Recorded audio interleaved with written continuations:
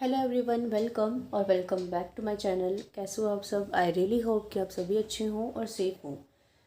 तो last video में हमने कोसेट्स की थ्योरम की थी, जिसमें मैंने आपको 3 थ्योरम समझाई थी। तो कोसेट की सारी थ्योरम्स अब कंप्लीट हो चुकी हैं। अब जो थ्योरम्स होंगी वो अलग होंगी।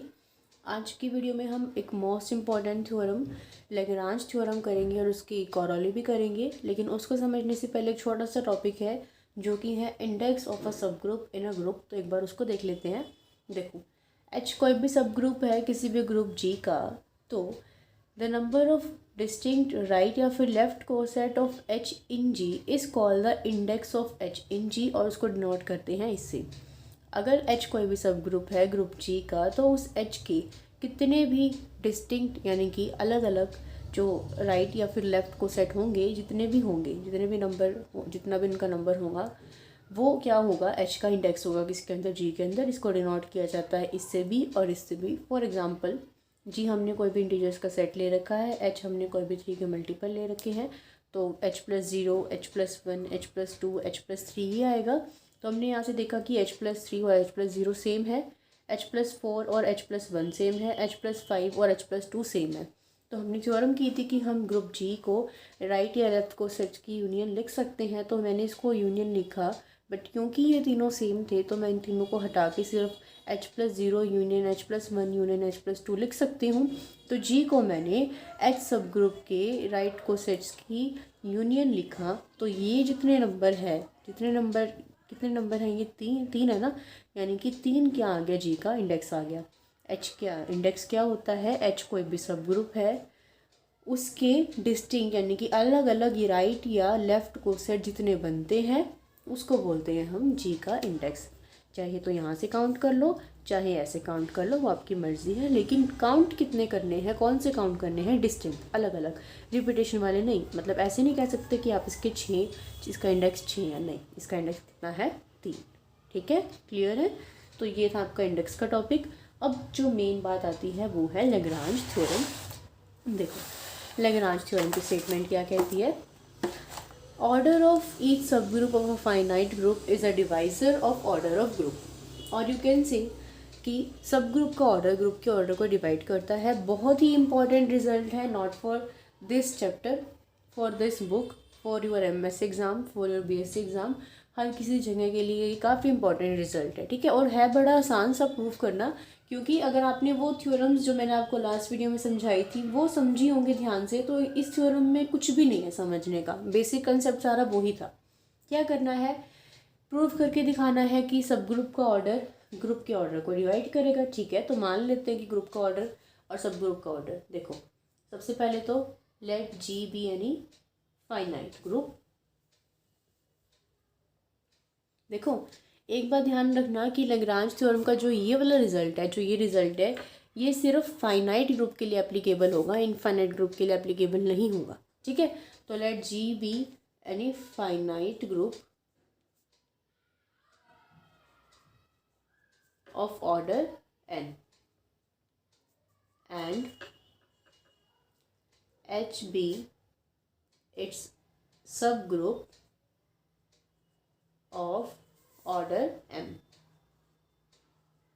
यानी कि जी का ऑर्डर तो हमने मान लिया एन और एच का ऑर्डर हमने मान लिया एम। प्रूफ क्या करना है कि एन एम को क्या करेगा, डिवाइड करेगा। ठीक है, देखो, जी क्या है, ग्रुप है, एच क्या है, सब ग्रुप है। तो हमने थ्योरम पढ़ी थी कि अगर एच सब ग्रुप है तो हम जी को एच के राइट को सेट्स की यूनियन लिख सकते हैं। अब क्योंकि जी एक फाइनाइट ग्रुप है, तो ये भी यूनियन भी कैसे होगी, फाइनाइट। ये मैंने आपको बताया था रिजल्ट कि अगर ग्रुप फाइनाइट होता है तो यूनियन भी फाइनाइट होगी। उसके अंदर आप ऐसे नहीं कि अब इसको मैं ऐसे नहीं लिख सकती कि इनफाइनाइट नंबर ऑफ एलिमेंट्स है, नहीं। इसको मैंने मान लिया कि एच में क्या है, जी क्या है, यूनियन है इसकी। यहाँ पे x1 क्या है, ग्रुप का एलिमेंट, x2 भी क्या है, इस ग्रुप जी का कोई एलिमेंट, x3 भी क्या है, इसका भी कोई एलिमेंट, और xk भी क्या है, इसका कोई एलिमेंट। ठीक है, अगर अब हम क्या सोल्व करना चाह रहे हैं कि सब ग्रुप का ऑर्डर डिवाइड करता है, यानी कि ऑर्डर की बात करनी है। अगर मैं जी का ऑर्डर निकालूँ यानी कि ऑर्डर ऑफ जी लिखूंगी, तो मेरे को क्या लिखना पड़ेगा, ऑर्डर ऑफ HX1। इन सब का ऑर्डर मिला के तो ये बनेगा ना, जी अगर इनकी यूनियन है ऑर्डर क्या होता है, नंबर ऑफ एलिमेंट। अगर जी इसके इक्वल है तो जी का ऑर्डर निकालना है, तो इसका ऑर्डर प्लस इसका ऑर्डर प्लस इसका ऑर्डर, ऐसे निकलता ऑर्डर। तो ऑर्डर ऑफ दिस यानी कि इसके अंदर जितने एलिमेंट्स हैं plus up to order of कितना, इसका ऑर्डर। ठीक है, अब देखो ये समझने वाली बात है, हमने एच का ऑर्डर कितना मान रखा है, एम मान रखा है, एच का ऑर्डर एम मान रखा है। ये देखो अगर एच का ऑर्डर एम है यानी कि एच के अंदर एम एलिमेंट्स यानी कि ए की इसके अंदर इसकी पावर एम करने पर, एच की पावर एम करने पर आपको ई मिलेगा। ठीक है, यहाँ पे देखो अगर एच एक्स वन है, हमने बात की थी कि अगर ऑर्डर फाइनाइट हो, अगर ग्रुप फाइनाइट हो, तो जितने उसके अंदर एलिमेंट्स होते हैं उस उतने ही एलिमेंट्स उसकी यूनिट में होते हैं। ठीक है, तो अगर एच का ऑर्डर एम है तो यहाँ पे एच एक्स वन का भी ऑर्डर एम होगा। देखो हमने एक टर्म यूज़ की थी, एच क्या है, सब ग्रुप है, एच एक्स वन क्या है, राइट को सेट है, एच एक्स टू क्या है, राइट को सेट है, ये दो क्या है, एक सब ग्रुप के दो राइट को सेट है। तो एक थ्योरम करी थी, अब इनके बीच में क्या होती है, 1 1 ऑन टू कॉरेस्पॉन्डेंस होती है, मतलब कि इनके नंबर ऑफ एलिमेंट्स सेम होते हैं, और वो भी होते किसके इक्वल है, जितने कि सब ग्रुप के अंदर एलिमेंट्स हो।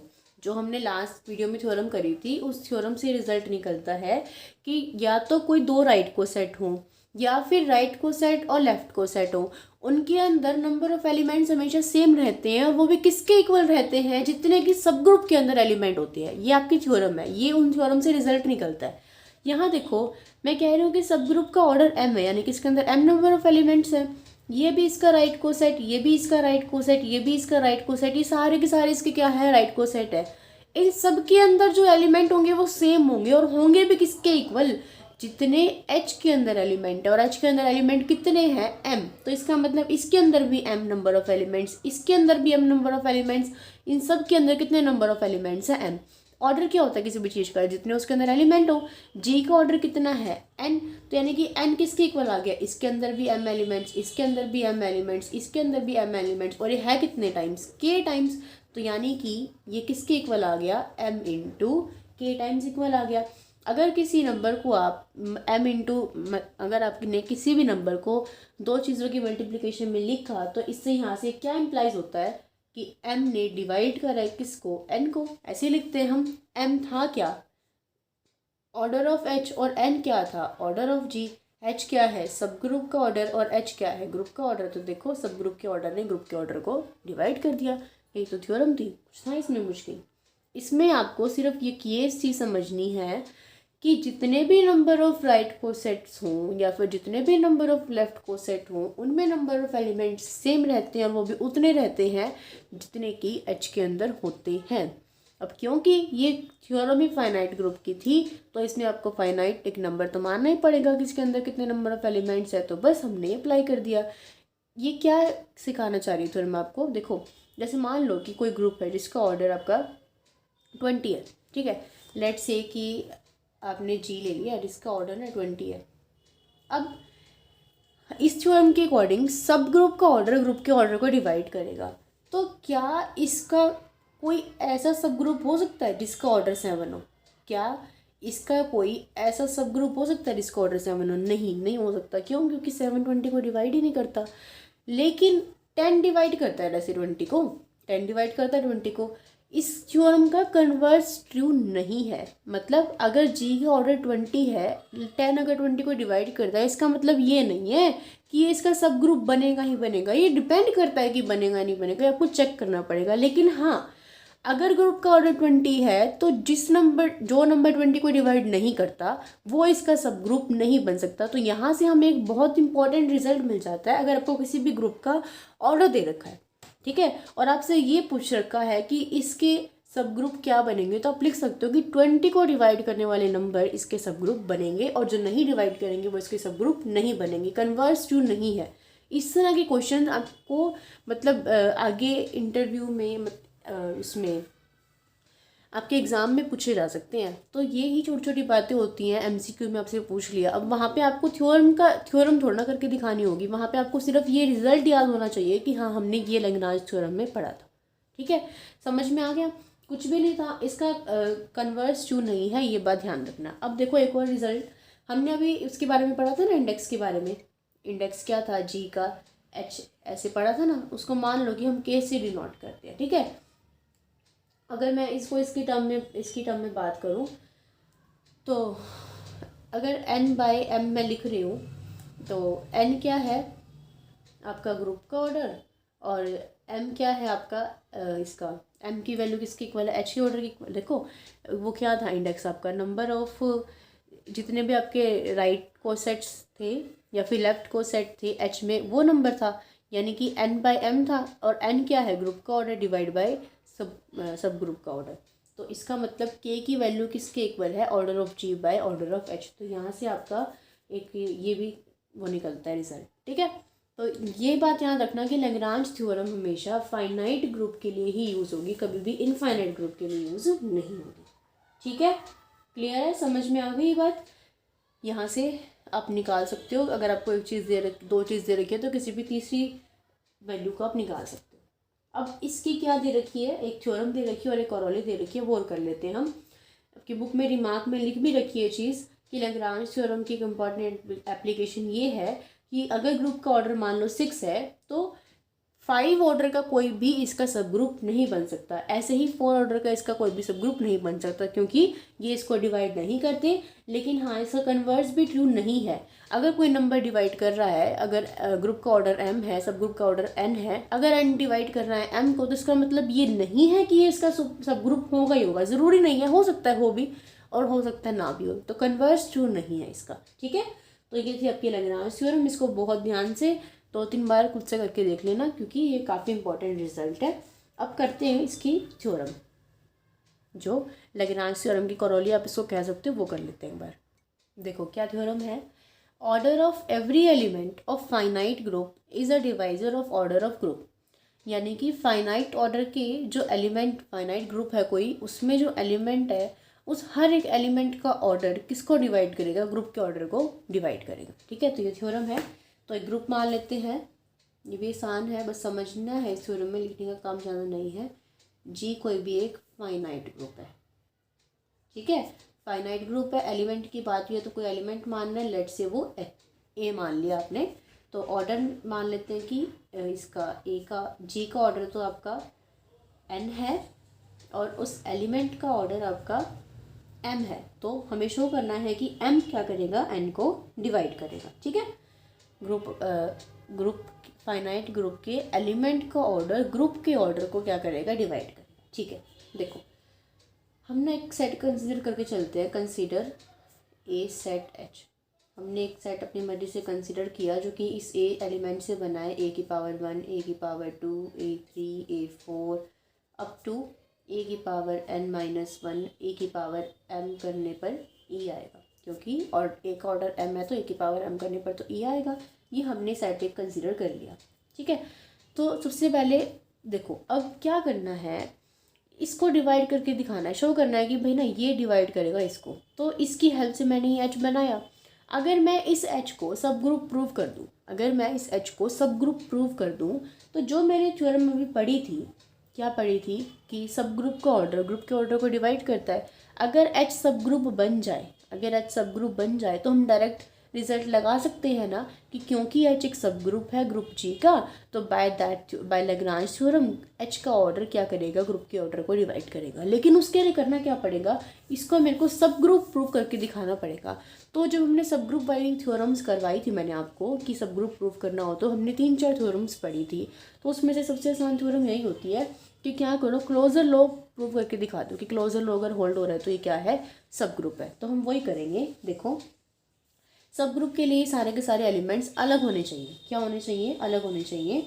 तो हम मान लेते हैं कि ये एलिमेंट अलग नहीं है। देखिए first we have to prove that all the elements of H are distinct।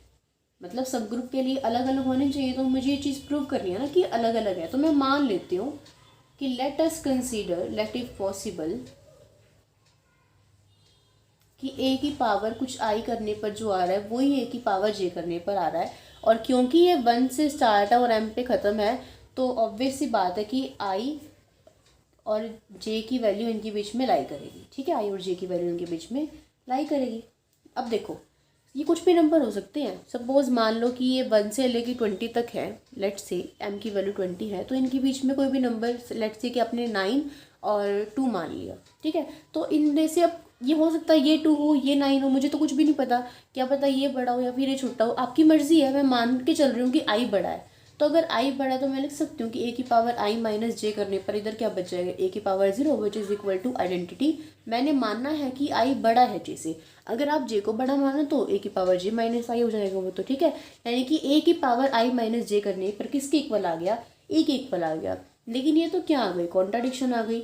हमने तो कहा था कि एक ऑर्डर m है, यानी कि a की पावर m करने पर ही e आएगा। और क्योंकि ये इसका ऑर्डर है तो ऑर्डर की डेफिनेशन होती है कि ये लीस्ट पॉजिटिव ऐसा नंबर है जिसकी पावर ए की जो पावर करने पर हमें ई मिल रहा है, यानी कि इससे छोटा कोई नंबर हो ही नहीं सकता जो ए की पावर करने पर हमें ई मिल जाए। लेकिन यहाँ तो हमें आई माइनस जे मिल रहा है, ऐसा नंबर जिसकी ए की पावर आई माइनस जे करने पर ई मिल रहा है। ये तो कॉन्ट्राडिक्शन आ गई। एक ऑर्डर तो m है, ए की पावर m करने पर आपको ई मिल रहा था, तो ये कॉन्ट्राडिक्शन क्यों आई, क्योंकि मैं मान कर चली थी कि कोई दो एलिमेंट सेम है, तो कोई भी दो एलिमेंट सेम नहीं है। h के सारे एलिमेंट्स क्या है, डिस्टिंक्ट है। Hence all the elements of h are distinct. ठीक है, क्लियर है। अब देखो,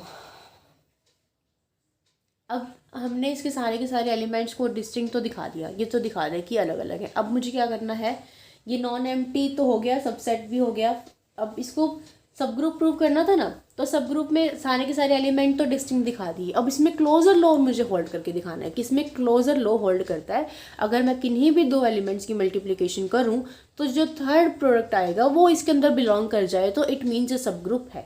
ठीक है, देखिए उसके लिए क्या करेंगे। अब हम h का ऑर्डर आपका, अब h क्या है, डिस्टिंक्ट एलिमेंट्स है ना, और h के अंदर कितने नंबर ऑफ एलिमेंट्स हैं, m नंबर ऑफ एलिमेंट्स हैं। तो इसका मतलब यहाँ से अब हमें मिल गया कि h का ऑर्डर क्या है, m। ठीक है, क्लियर है। h, ये चीज़ हमने प्रूव करी अभी। अब देखिए, हमने मान लिया कि लेट i a की पावर i और a की पावर j, जहाँ पे i और j की वैल्यू 1 और m के बीच में है, be two elements of h such that कि a की पावर i डॉट a की पावर j इक्वल आ जाए a की पावर i प्लस j के। देखो, अगर ये कंडीशन कब वैलिड होगी, मान लो वही सेम एग्जांपल लेते हैं हम कि h मान लो a1 a की पावर 2 a की पावर 3 अप टू a की पावर 20 तक है। ठीक है, ऐसा है। तो मान लिया कि a की पावर i की वैल्यू तो 7 है और j की वैल्यू ना 2 है, तो a की पावर i और डॉट a की पावर j करो, तो a की पावर 7 प्लस a की पावर 2 a की पावर 9 बिलोंग कर गया इसके अंदर, है ना। लेकिन ये कब बिलोंग करा, जब i और j मैंने इसके बीच में से लिए। देखिए, अगर आप मान लो i को आपने ले लिया 15, ठीक है, और j को आपने ले लिया 2, है तो इसके बीच में से नंबर। लेकिन अब करना a की पावर i डॉट a की पावर j, यानी कि a की पावर 15 और a की पावर 2 करोगे तो बेस से मैं तो पावर ऐड हो जाएंगी। ये भी आपका क्या आ गया, 17 आ गया। ठीक है, देखो ये 17 आ गया, ये भी इसके अंदर बिलोंग कर गया। यानी कि जब आपने इन दोनों का एडिशन किया, 7 + 2 किया 9, इस 20 नंबर से छोटा आ रहा था तो इसके अंदर बिलोंग कर गया। यहाँ पे आपने इन दोनों का एडिशन किया, ये 17 आ रहा था तो इसके अंदर बिलोंग कर गया। लेकिन अगर आप ऐसे नंबर ले लो जिनका एडिशन इस नंबर से बड़ा हो जाए, लेट्स से आपने इसकी जगह 10 ले लिया, अब करना इनका एडिशन क्या आएगा, 25 नहीं आएगा, a की पावर i प्लस a की पावर j। तो क्या वो a की पावर 25 इसके अंदर बिलोंग करेगा, नहीं, वो तो इससे बाहर चला गया। इसका मतलब अगर मैंने ये दो एलिमेंट्स लिए इस तरह से, तो ये कंडीशन कब वैलिड है, जब i प्लस जे छोटा आ रहा है m से। अगर i प्लस जे छोटा आ रहा है m से तो ये कंडीशन वैलिड हो रही है। ठीक है, आप कोई भी एलिमेंट लो, m से अगर उनका सम छोटा आ रहा है तो वो इसके अंदर जाएंगे, तो क्लोजर लो होल्ड कर गया। लेकिन अगर ये हो जाए कि i प्लस जे बड़ा आ जाए m से, जैसे कि हमारे केस में हुआ 25 आ गया, तो फिर क्लोजर लो कैसे होल्ड करेगा। आपने इन दोनों की मल्टीप्लिकेशन करी और वो बड़ी आ गई, वो इस सेट के अंदर बिलोंग ही नहीं करी, तो क्लोजर लो फेल्ड हो गया। लेकिन फेल नहीं करना हमें, तो इसको पास करना। तो कैसे करेंगे, देखो i प्लस जे की बात है ना, देखिए i प्लस जे क्या है, कोई भी एक नंबर है, और किसी भी नंबर को मैं ऐसे लिख सकती हूँ एम क्यू प्लस आर की फॉर्म में लिख सकती हूँ बाई डिवीजन एल्गोरिथम। और आर की प्रॉपर्टी क्या होती है कि ये ज़ीरो से बड़ा छोटा, ज़ीरो से इक्वल और बड़ा होता है, लेकिन एम से हमेशा छोटा होगा, एम के इक्वल नहीं हो सकता, ठीक है। तो हम क्या बात कर रहे थे, ए की पावर आई और डॉट ए की पावर जे किसके इक्वल था, ए की पावर आई प्लस जे के इक्वल था। तो यहाँ इसकी वैल्यू पुट कर दो, ए की power m q plus r कर दो, बेस से मैं पावर अलग अलग कर दो ऐसे, ठीक है। इसको ऐसे लिख दो, ए की पावर एम की पावर क्यू और डॉट ए की पावर आर। ए का ऑर्डर क्या लेट कर रखा था, एम, तो ए की पावर एम करने पर क्या मिलेगा, ई की पावर क्यू करोगे ई इंटू ए आर क्या आ गया, ए की पावर आर, यानी कि ए की पावर आई डॉट ए की पावर जे किसके इक्वल आ गया, ए की पावर आर के इक्वल आ गया। और आर की कंडीशन क्या है कि ये ज़ीरो और एम के बीच में लाई करेगा, यानी कि क्लोजर लो अगर डायरेक्ट नहीं होल्ड करेगा तो ऐसे होल्ड कर जाएगा। जैसे कि हमने जो केस लिया 15 और 10 का, तो ये 25 बन गया, तो कोई बात नहीं, आई प्लस जे का सम 25 बना ना। आप इसको ऐसे भी तो लिख सकते हो ना, 5 into 5 plus zero, 5 into 5 plus zero लिख लो। 5 से 25, तो कुदरती ऐसा हो रहा है कि आर रिमाइंडर हमारा पूरा पूरा ज़ीरो बन रहा है, तो इसको ऐसे भी तो लिखा जा सकता है। देखो आर को ज़ीरो लिख दिया, अब ये डिवाइड, आर की वैल्यू किस किस के बीच में आनी चाहिए, ज़ीरो और एम के बीच में आनी चाहिए, तो हो तो रहा है, आर की वैल्यू तो ज़ीरो ही आ रही है। देखो अगर ये वाला एग्जांपल ले लो, जैसे आप ए की वैल्यू अगर मान लो ये सेट लिया आपने h इक्वल टू ए की पावर 1, ए की पावर 2 अप टू ए की पावर 10 तक लिया सिर्फ, ठीक है। यहाँ पे आपने ए को ले लिया, आई को तो ले लिया 3 और जे को ले लिया आपने 9, ठीक है। देखो इसको ना 14 लो, जैसे 14 ले लिया, अब इन दोनों का एडिशन करो तो 14 प्लस 3 कितना बन गया 17। ए की पावर 17 तो इसके अंदर बिलोंग नहीं करेगा, तो नहीं करेगा तो कोई बात नहीं, 17 को ऐसे तो लिखा जा सकता है ना, 3 इंटू 5 प्लस 2, तो ऐसे बिलोंग कर जाएगा। तो कहने का मतलब क्लोजर लो वैसे भी होल्ड करेगा और ऐसे भी होल्ड करेगा। तो क्लोजर लो होल्ड कर गया ना, तो अगर एच में क्लोजर लो होल्ड कर गया तो एच क्या बन गया, एक सब ग्रुप बन गया, कितने ऑर्डर का, एम ऑर्डर का। तो एच का सब ग्रुप क्या है, एम है। तो हमने क्या थ्योरम पढ़ी थी कि सब ग्रुप का ऑर्डर ग्रुप के ऑर्डर को डिवाइड करता है, तो यानी कि एम डिवाइड करेगा किसको, ग्रुप के ऑर्डर को, और एम था क्या, इसका ऑर्डर। बस यही आपकी थ्योरम थी कि हर एक एलिमेंट का ऑर्डर क्या करेगा, ग्रुप के ऑर्डर को डिवाइड करेगा। ठीक है, क्लियर है, समझ में आ गया, कुछ मुश्किल नहीं था इसमें, आपको बस समझने वाली बात थी। हमने डिवीजन एल्गोरिथम का यूज़ करके क्लोजर लॉ होल्ड करके दिखा दिया।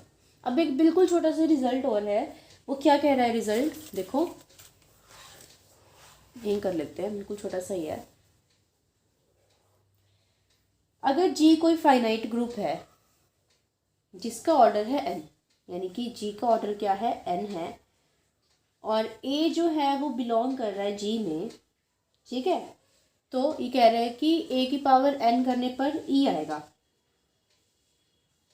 देखो a बिलोंग कर रहा है g में, a का ऑर्डर कितना है, n है,